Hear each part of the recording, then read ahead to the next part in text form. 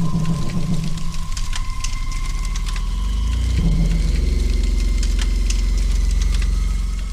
back to my channel.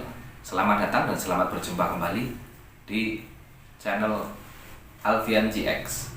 Kita akan kembali membahas tentang kisah-kisah horor, kisah-kisah misteri, dan mitos di sekitar kita. Kita akan membahas tentang misteri rumah bekas pembantaian part 5, part terakhir ya. Oke. Setelah dua orang dikumpulkan untuk dimintai keterangan tentang apa yang dialaminya di rumah yang dibeli pada 3 minggu kemarin, bahwa temannya yang menawarkan rumah itu tidak tahu tentang asal-usul rumah suara secara detail ya. Jadi tidak banyak berkomentar. Jadi yang kemarin menawarkan rumah itu temannya tidak banyak berkomentar karena tidak tahu. Dia hanya menyampaikan dan hanya mengasih tahu kepada temannya itu bahwa ada kliennya atau temannya yang berbeda menawarkan kepada dia itu rumah untuk dijual. Sementara penjaga rumah itu yang bertugas membersihkan rumah itu bercerita memang dia pernah mengalami kejadian seperti itu, mengalami kejadian seperti suara-suara aneh ataupun benda-benda bergerak sendiri pada saat dia sedang membersihkan rumah itu. Tapi dia ditugaskan oleh yang punya rumah itu hanya membersihkan bagian lantai atas dan bawah saja, serta paling potong rumput ataupun membersihkan kebun di belakang rumahnya. Dia tidak diizinkan untuk membersihkan bagian kamar, dan yang paling penting sama sekali tidak boleh mendekati area gudang di rumah itu. Jadi semua ruangan sama dia itu tidak boleh dimasuki ataupun dibersihkan. Apalagi gudang yang ada di belakang rumahnya tidak boleh sama sekali ia dekati. Pada akhirnya mereka sepakat untuk melihat dan ingin tahu apa yang ada di gudang itu. Akhirnya setelah mereka berhasil membuka gudang yang telah disegel dan digembok itu, dan betapa kagetnya mereka semua, ternyata di dalam gudang itu ada 3 rangka atau tengkorak manusia yang ditutupi kain. Jadi setelah mereka membongkar gudang itu yang di belakang, lalu dia dapati di situ ada 3 rangka manusia atau tengkorak manusia ditutupi kain ataupun pakaian yang masih ada pakaiannya. Pada saat keluarga ini ingin menanyakan pada pemilik rumah yang dulu nomornya sekarang benar-benar sudah tidak aktif lagi. Oke, akhirnya tidak menunggu lama, akhirnya ayah sama ibunya ini menelpon polisi untuk menyelidiki kerangka manusia yang ada di rumah barunya itu.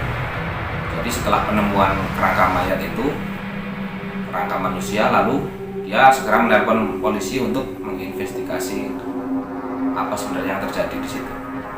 Setelah diidentifikasi oleh polisi, ternyata kerangka manusia itu ada 3, dan setelah polisi investigasi akhirnya diketahui ia adalah kerangka manusia dari kakak plus istri dan kakak ipar serta anak mereka. Jadi adiknya ini mempunyai kakak yang sudah lama hilang sekitar 4 tahun yang lalu dan baru ditemukan di rumah itu. Oke, diperkuat lagi dengan laporan dari ayah dan ibu serta saudara lainnya tentang berita orang hilang. Jadi sekitar 4 tahun yang lalu, sebelum rumah ini tidak berpenghuni, ada yang menempati. Jadi kakak yang menjual rumah ini,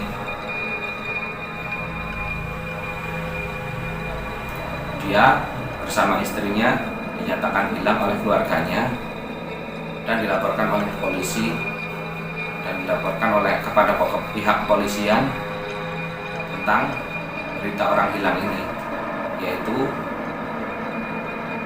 yang kakaknya yang punya rumah itu, istrinya beserta anaknya. Jadi orang tuanya atau sekaligus mertuanya juga sudah mencari-cari mereka, sudah melaporkan kepada polisi kejadian itu tentang hilangnya ketiga orang itu serta saudara-saudaranya juga sudah mencari. Bahkan yang punya ini, yang kemarin menjual rumah ini, adiknya itu, dia juga berpura-pura mencari, padahal dia itu pelakunya. Akhirnya disinilah akhirnya kejahatan adiknya ini yang menjual rumah kepada ini orang tua sahabat saya ini, akhirnya kebongkar ya. Maksudnya setelah diinvestigasi semua, ternyata di situ ada kejadian pembunuhan 4 tahun yang lalu. 4 tahun yang lalu ternyata terjadi pembunuhan. Jadi tidak hilang ya. Jadi karena iri melihat kakaknya dan sering dimarahi oleh istri dari kakaknya ini, dikata-katakan miskin, dimarah-marahi dan diejek, lalu dia dendam kepada kakaknya sendiri dan istri. Dia tega membunuh kakaknya sendiri, istrinya, dan anak dari kakaknya itu sendiri. Jadi setelah itu dia dibunuh, lalu mayatnya disimpan di dalam gudang. Akhirnya setelah melarikan diri dan dia tertangkap, lalu diinterogasi oleh polisi dan dia menceritakan semuanya dan dia dijatuhi hukuman polisi. Lalu setelah itu mereka mengurus, keluarganya itu semuanya dikumpulkan untuk mengurus jenazah atau kerangka mayat, kerangka manusia yang ditemukan di rumah itu.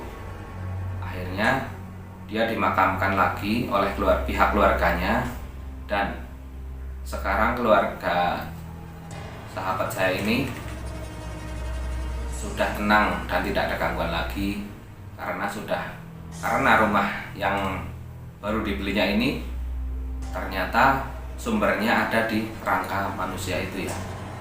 Mungkin ada arwah gentayangannya atau jin kori yang menyerupai mereka, lalu membuat mereka resah.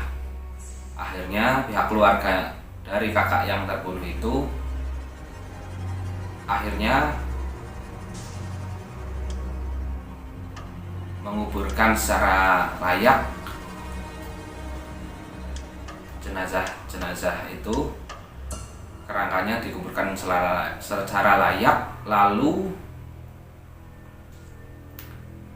rumah itu diselamatin ya, kalau istilahnya orang Jawa ataupun orang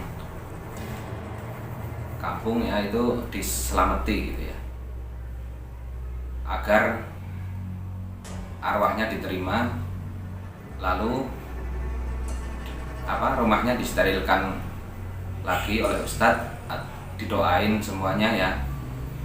Lalu tidak sampai sekarang alhamdulillah tidak ada gangguan atau hal-hal yang aneh terjadi di rumah itu. Lalu singkat ceritanya, karena mungkin ada tawaran rumah lain, akhirnya dia meninggalkan setelah 2 tahun tinggal di situ. Dan begitulah cerita akhir dari misteri rumah bekas pembantaian ini. Jadi intinya adiknya itu iri dengan kakaknya sendiri, lalu dia membunuh kakaknya sendiri dan istrinya beserta anak. Jadi satu keluarga itu dibantu. Oke, kita akan membahas tentang kisah-kisah misteri lainnya dan kisah-kisah horor lainnya serta mitos-mitos lainnya, tetap di channel Alfian GX. Terima kasih. Jangan lupa like, komen, dan subscribe channel YouTube saya ini. Oke, terima kasih.